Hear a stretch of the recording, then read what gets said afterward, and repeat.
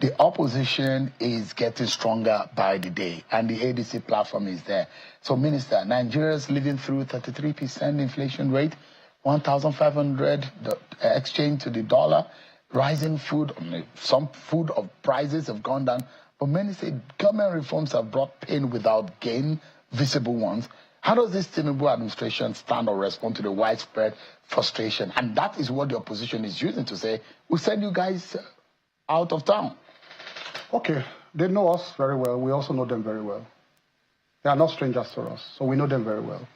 And some of these tactics that they are using is what they call, 419. People they use, 419 boys, they used to prosecute them. I was an EFC prosecutor. They have formats, 419 formats. The format they are using is expired. The 419 experts format that the ADC they are using and the so-called coalition is expired format. So Nigerians know them.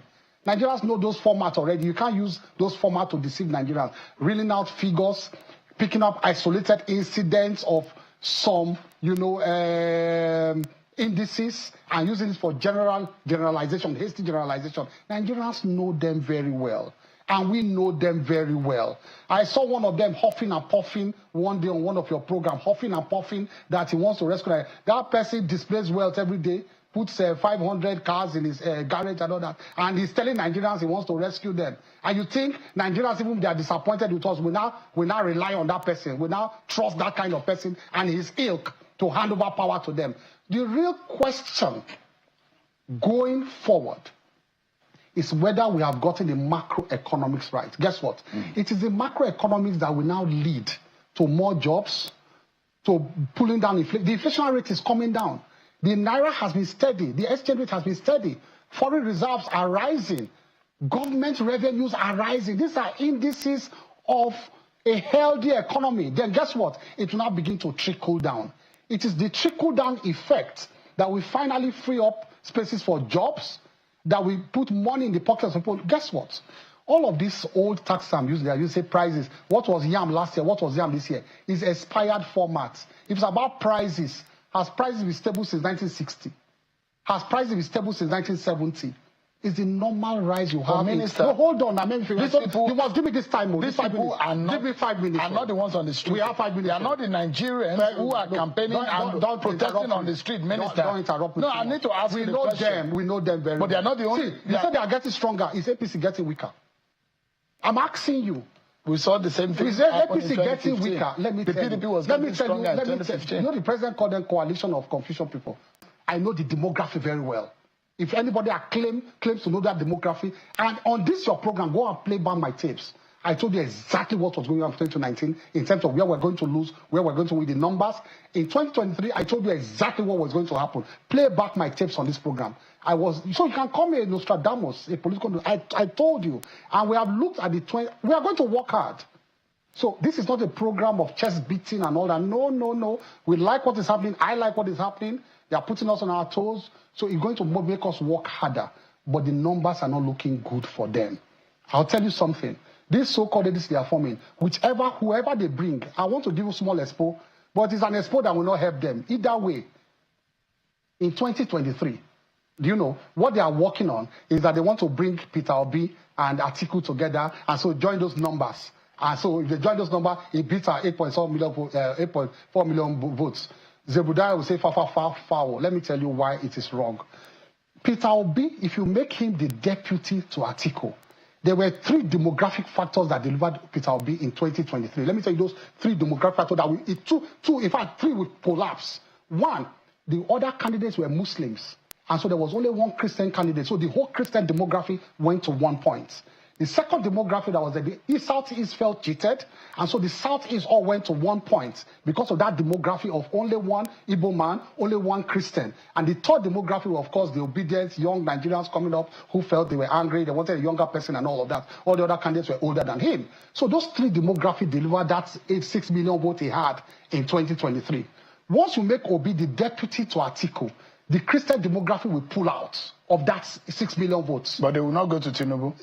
If they remain at political, we are good. No, if they remain at political, we are good. But don't forget that the president also has a pastor who is a wife. A wife who is a pastor. And so that Christian demography will snatch some of them and increase our votes. Don't forget too that Southeast demography that supported him, once it's Atiku, they will pull out. They will not support him.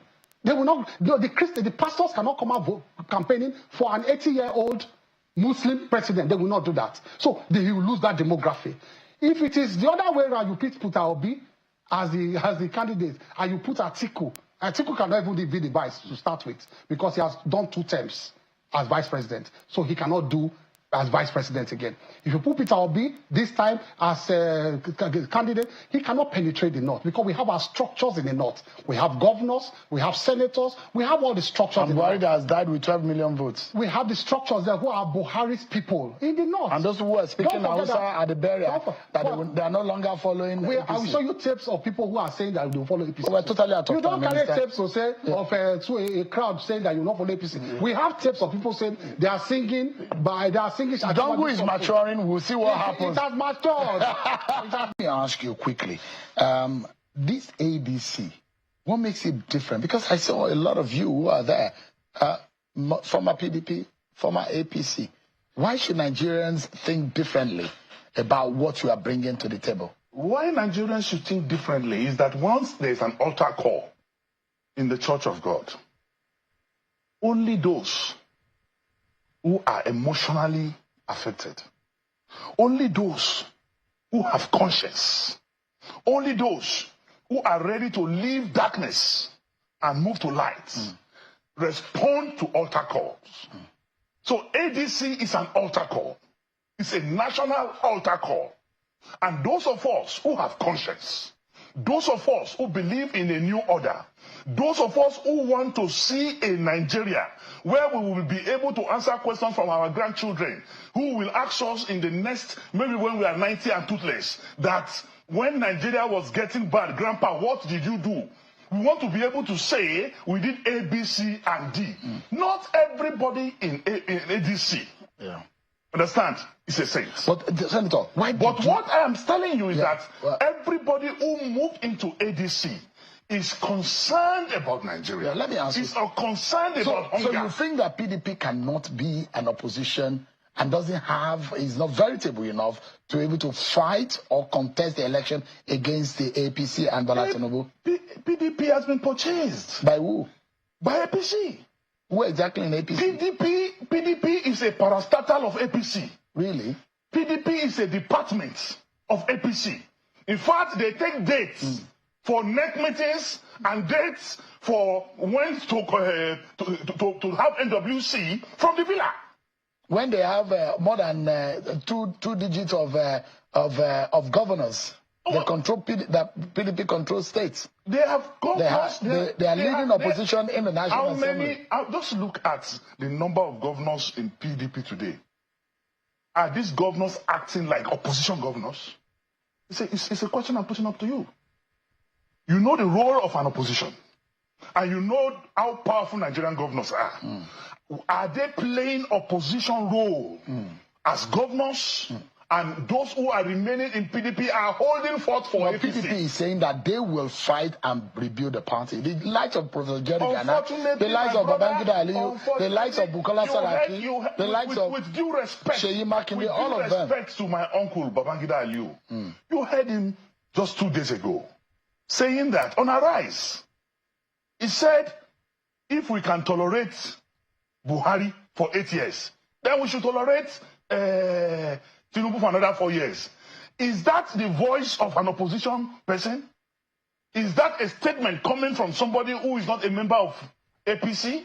So what I'm telling you in essence is that we live in precarious times. We live in times of vicissitude and vacillation. We live in times when the devil determines the next menu for his children. And what we are seeing, if not